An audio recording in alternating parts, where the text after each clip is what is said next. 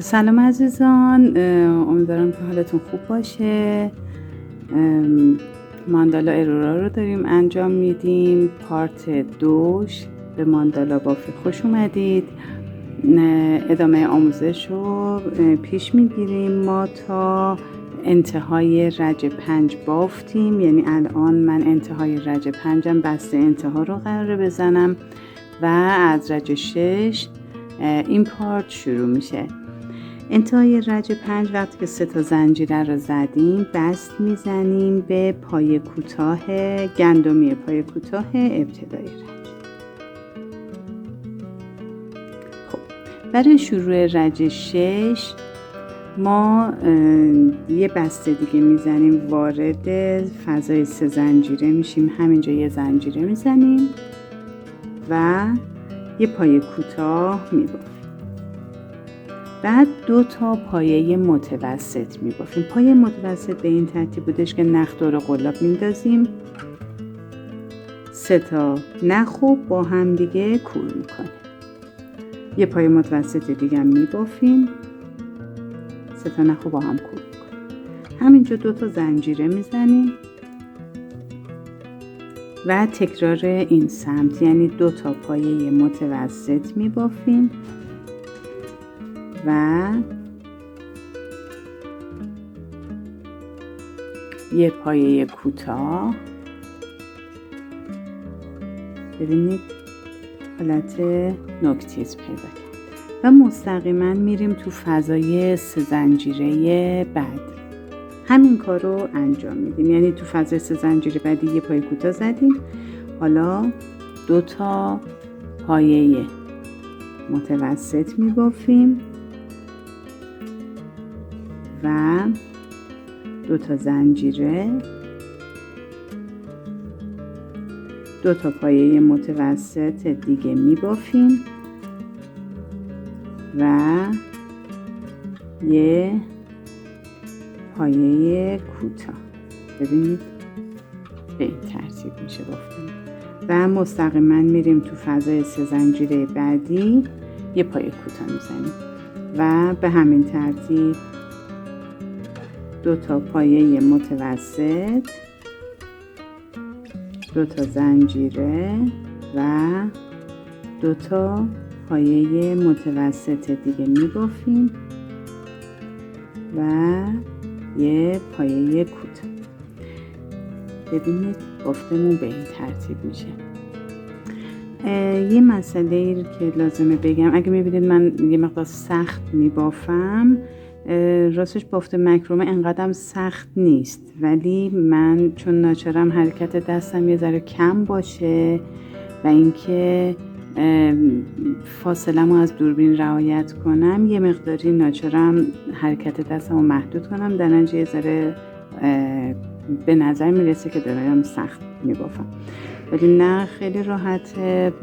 واقعا بافت انقدر راحت و لذت بخشه که من از لحظه لحظهش لذت میبرم. امیدوارم که برای شما به همین ترتیب باشه. تا انتهای رج 6 ببافید. برای اتصال انتهای رج برمیگردیم. خب به انتهای رج 6 رسیدیم. بعد از اینکه آخرین پای کوتاه رو بافتم بست میزنم. ببینید بست میزنم به پای کوتاه ابتدای رج و همینجا یه زنجیره میزنم. خب برای شروع رج 7 ما باید روی این پای کوتاه‌های برجسته از رو پای کوتاه برجسته از زیر ببافیم. پس ببینید من قلاب رو میبرم از پایین دور این پای کوتاه و نخ میگیرم به این ترتیب. 2 تا نخ رو با هم دیگه کور میکنم. 3 تا زنجیره میزنم. روی زنجیره اول از پایین یه پایه بلند میبافم. بعد دوباره میرم سراغ این پایه کوتاه برجسته از روی رج قبلی.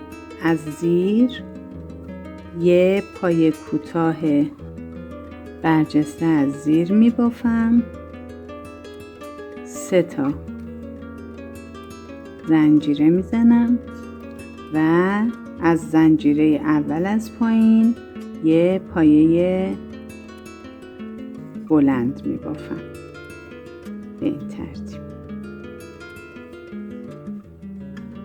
میرم سراغ پایه کوتاه بعدی و یه پایه کوتاه برجسته از زیر میبافم، 3 تا زنجیره و همین کار رو برای این رج تکرار میکنم تا انتهای رج 7. ببینید بافتمون قسمت پشت کار قرار میگیره به این صورت. به همین ترتیب میبافیم تا انتهای رج. برای بست انتهای رج برمیگردیم. خب به انتهای رج 7 رسیدیم. من آخرین 3 زنجیره و آخرین پای بلند رو بافتم. حالا باید بست بزنم به ابتدای رج. ببینید به این پای کوتاه ابتدای رج دقیقاً 2 تا نخش رو بگیرم، به این قسمت بست میزنم. خب ببینید برای رج 8 ما باید داخل این فضاها بافت انجام بدیم. اگه یادتون باشه نگاه کنید، ما یه 3 زنجیره زدیم، بعد یه پای بلند روش بافتیم. ما دور این فضای 3 زنجیره باید بافت انجام بدیم. اگه این بافتتون چرخیده باشه حواستون باشه که بافت رو صاف کنید و این فضای این بافت 3 زنجیرمون باید بالا قرار گرفته باشه. پس من با یه بست وارد این فضای 3 زنجیره میشم، همینجا یه زنجیره میزنم. ببینید این فضای 3 زنجیره است، این پای بلنده مونه. من دور این فضای 3 زنجیره باید بافت انجام بدم.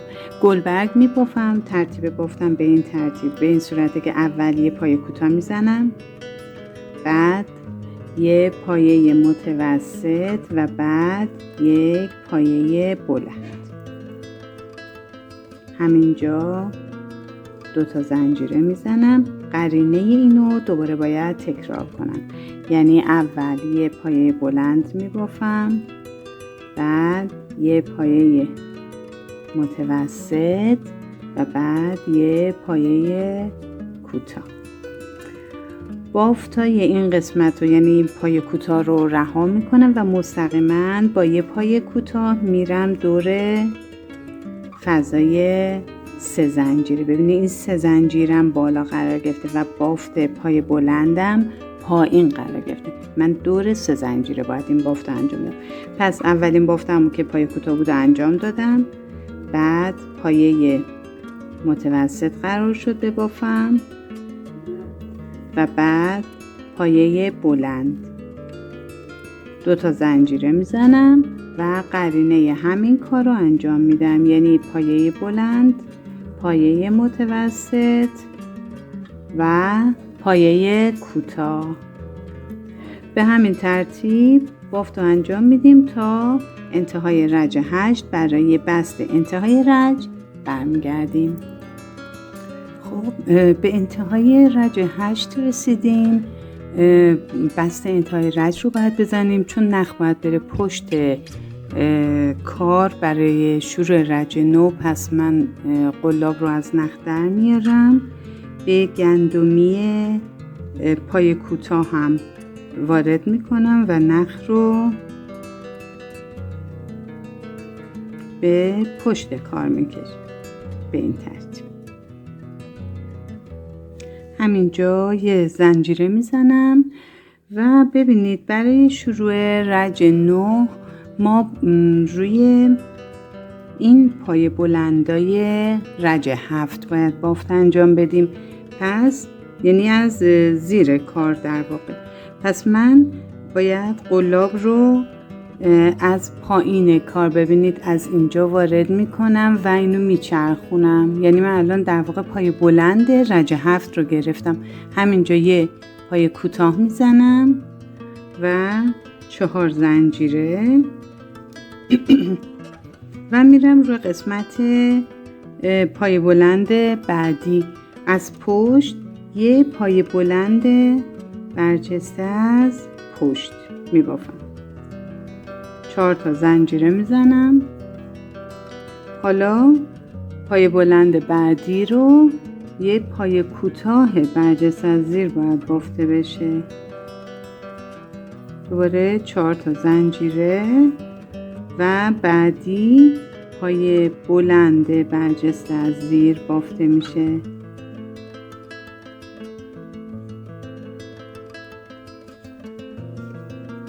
ببینید به همین ترتیب اگه ببافید، یعنی اولی پای کوتاه بود، 4 تا زنجیره، بعد پای بلند، یعنی همشون برجسته از زیر هستن، پای بلند برجسته از زیر و 4 تا زنجیره، بعدی پای کوتاه برجسته از زیر، 4 تا زنجیره و پای بلند. به همین ترتیب این ترتیبش رو رعایت بکنید برسیم به انتهای رج تا برای بست انتهای رج برگردیم. به انتهای رج 9 رسیدیم. آخرین پای بلند برجسته از زیر و 4 تا زنجیره رو زدم. بست میزنیم به پای کوتاه اول رج. ببینید پشت کارمون به این شکل شده. خب ما توی رج 10 باید دور پای کوتاه ابتدای رجمون باید پای کوتاه برجسته از رو ببافیم. پس من نخو میگیرم دور پای کوتاه و یه پای کوتاه برجسته از رو میبافم. 3 تا زنجیره میزنم. میرسم به 4 زنجیره کاری ندارم. دور پای بلندم پای بلند برجسته از رو میبافم. 3 تا زنجیره و مجدد دور همون پای بلند برجسته از رو میبافم. 3 تا زنجیره. به 4 زنجیره کاری ندارم. به پای کوتاه رسیدم. دور پای کوتاه یه پای کوتاه برجسته از رو میبافم. 3 تا زنجیره و تکرار همین کار این قسمت. دور پای بلند یه پای بلند برجسته از رو میبافم. 3 تا زنجیره میزنم و مجدد دور همون پای بلند برجسته از رو و 3 تا زنجیره و دور پای کوتاه برجسته از رو میبافم. پس ببینید ما توی این رج همین کار رو باید انجام بدیم. دور پای کوتاه برجسته از رو میبافیم. 3 تا زنجیره میزنیم. دور پای بلندمون پای بلند برجسته از رو میبافیم. 3 تا زنجیره. یه پای بلند برجسته از روی دیگه روی همون میبافیم و 3 تا زنجیره و میرسیم دوباره به پای کوتاه و 3 تا پای کوتاه برجسته از رو میبافیم و 3 تا زنجیره میزنیم. پس من وقتی که تا انتهای این رج ببافم باید 8 تا از این قسمت ها داشته باشم. 8 تا. میرسیم به انتهای رج و برای انتهای رج 10 برای زدن بستش برمیگردیم. به انتهای رج 10 رسیدیم. بعد از اینکه 3 زنجیره آخر رو زدم به گندمی پای کوتاه اولم یه بست میزنم.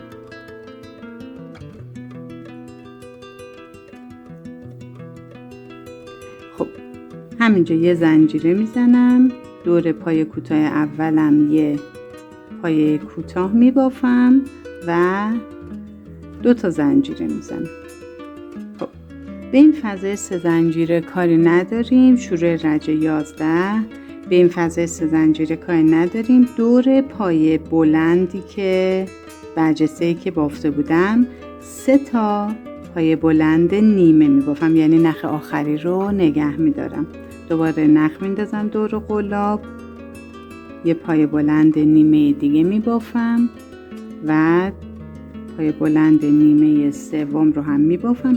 4 تا نخ دور قلاب. این 4 تا نخ رو با هم یکی میکنم. یه زنجیره میزنم. ببینید ما دور پای بلند اول بافته بودیم. این فضای 3 زنجیره بین 2 تا پای بلندا دور باید داخلش 7 تا پایه بلند ببافم. 2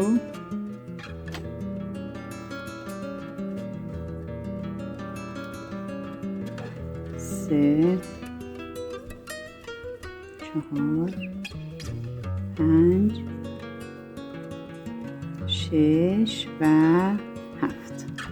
یه زنجیره میزنم و دوباره دور این پای بلند برجستمون 3 تا پای بلند نیمه میبافم و با هم دیگه ادغامشون میکنم. 4 تا نخی که مونده بود و با هم یکی میکنم. مجدد 2 تا زنجیره میزنم، میرسم به پای کوتاهمون. از روش یه پای کوتاه برجسته از رو میبافم و همین کار تکرار میشه. ببینید به این ترتیب میشه، یعنی به این فضای 3 زنجیره کاری نداریم. دور پای بلندمون 3 تا پای بلند نیمه میبافیم و با هم دیگه ادغامشون میکنیم. یه زنجیره میزنیم. فضای 3 زنجیره بین 2 تا پای بلند رو باید 7 تا پای بلند ببافیم. 2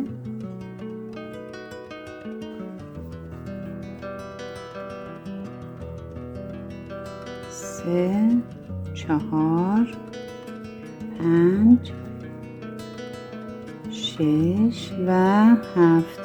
یه زنجیره میزنیم. دوباره دور این پای بلند 3 تا پای بلند نیمه.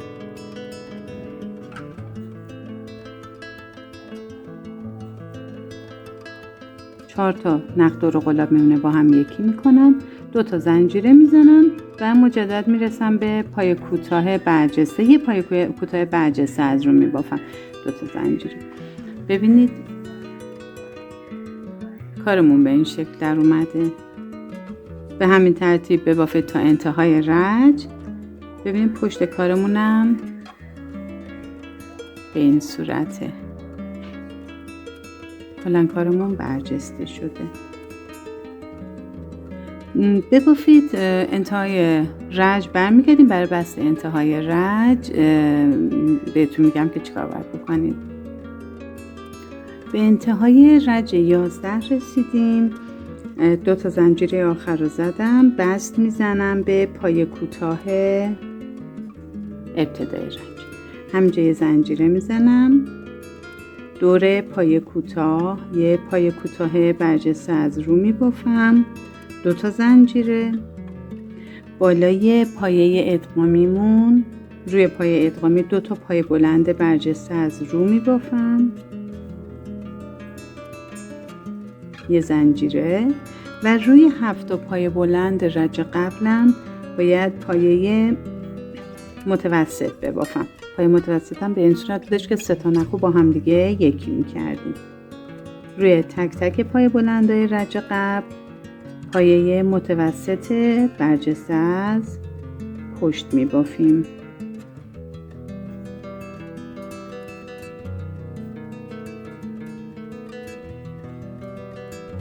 هفت پای متوسط برجسته از پشت. این 6 و 7 این پای متوسط رو میبافم. یه زنجیره میزنم. ببینید به این شکل میشه و روی پایه ادغام 2 تا پای بلند برجسته از جلو و 2 تا زنجیره و میرسیم به پایه کوتاه رج قبل که یه دونه پای کوتاه برجسته از جلو میبافیم و 2 تا زنجیره. به همین ترتیب پای ادغام و 2 تا پایه برجسته از جلو میبافیم و یه زنجیره و روی 7 پایه بلندم که 7 تا پایه متوسط میبافیم. به این ترتیب یعنی ما توی این رج باید 8 تا از این فرم گلبرگ داشته باشیم. ببافید به انتهای رج. بر بست انتهای رج وقتی رسیدیم برمیگردیم.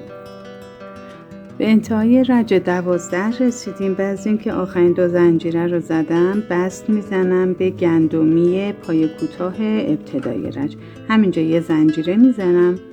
برای شروع رج 13 ما اگه این گلبرگ رو بخوابونیم اینجا پای کوتاه داشتیم. اگه یادتون باشه توی رج 9 ما یه دونه پای کوتاه می‌بافتیم، یه پای بلند، پای کوتاه، پای بلند.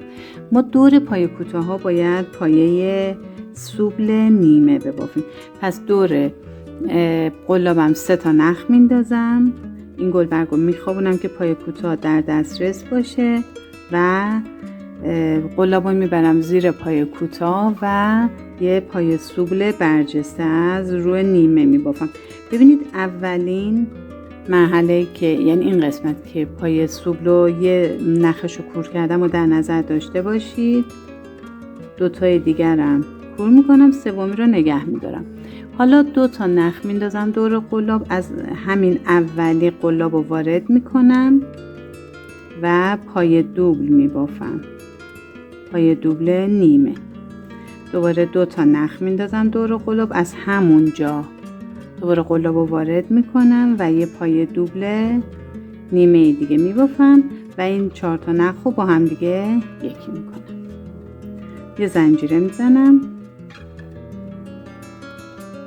اینجا تو فضای 2 زنجیره یه پای کوتاه روی یه زنجیره روی پای بلند 2 تا پای بلند برجسته از رو داشتیم تو رج قبل. رو پای بلند اولی باید پایه حبابی ببافم به این ترتیب، یعنی 5 تا پایه نیمه متوسط میبافم با هم یکی میکنم. پس من نخ و دور قلاب میندازم، دور پایه رو میگیرم، نخ رو میارم بالا، یه نخ دیگه میگیرم، این شد اولی، دومی، 3، 4 و 5. اینجا 11 تا نخ هستش. تمام 11 نخ رو با هم یکی میکنم. یه زنجیره میزنم برای محکم شدن این پایه حبابی و دور این پایه هم باید پایه بلند برجسته از رو ببافم. 2 تا. اولی رو که بافتم ببینید دومی رو پشتش میبافم.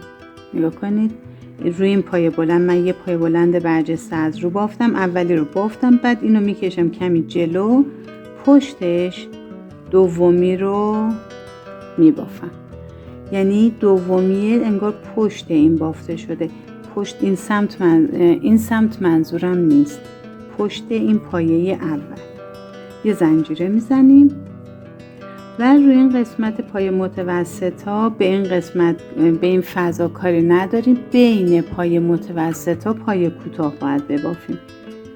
بین اولی و دومی قلاب رو وارد میکنم، یه پای کوتاه میبافم، یه زنجیره. بین دومی و سومی پای کوتاه یه زنجیره. بین سومی و چهارمی پای کوتاه یه زنجیره. به همین ترتیب بین پای متوسطا پای کوتاه و زنجیره میبافم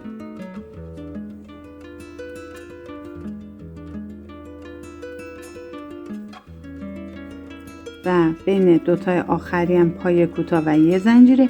یعنی ببینید ما 1 2 3 4 5 6 پای کوتاه بافتیم و 7 تا زنجیره. خب رسیدیم به این پای بلندا. پای بلند اول رو به قرینه این سمت اول یه پای بلند میبافم رو اولی، دومین پای بلند و پشت، نگاه کنید اینو یک کمی میکشیم جلو، پشت پای بلند اولی میبافیم روی همون پایه. بعد روی پای بلند آخر میایم پایه حبابی میبافیم. این 5 تا پای متوسط نیمه باید ببافیم. 2 3 4 و 5. 11 تا نخی که روی قلاب هست و با هم یکی میکنم، یه زنجیره میزنم و میام دوباره رسیدم به ابتدای رج، همین پای سوبل نیمه ای که قرار بود ببافم. پس 3 تا نخ دور قلاب میندازم، روی این پای کوتاه رج 9 یه پای سوبل نیمه میبافم. این گره اول رو در نظر میگیرم، نخ آخر رو نگه میدارم، 2 تا نخ میندازم دور قلاب، روی گره اول پای دوبلم رو میبافم نیمه، دوباره 2 تا نخ دور قلاب، پای دوبل دومم رو میبافم و این 4 تا نخ رو با هم یکی میکنم. اینجا یه ذره این رجه ذره پرکاره، لطفاً اگه لازم شد فیلم رو دوباره ببینید که اشتباهی نشه، تعداد زنجیره ها اشتباه نشه و به همین ترتیب کل رج رو میبافیم. یعنی اینجا ما الان این پای سوبل رو که بافتیم میریم ببخشید من اینجا یه اشتباهی که کردم، توی این فضا پای کوتاه رو باید ببافم، بعد برم سراغ پای سوبل. درسته؟ پای کوتاه اینجا رو میبافیم، بعد پای سوبل رو روی پای کوتاه رج 9 میبافیم به صورت نیمه. بعد 2 تا نخ میندازم دور قلاب از گره اول، پای دوبل، دوباره پای دوبل دوم هم از همون گره انجام میدیم و 4 تا نخ رو با هم دیگه یکی میکنیم. یه زنجیره میزنم. درسته؟ مجدد این قسمت یه پای کوتاه میبافم، یه زنجیره و همین کار رو تکرار میکنیم. پس ببافید تا انتهای رج 13. برای بست انتهای رج برمیگردیم.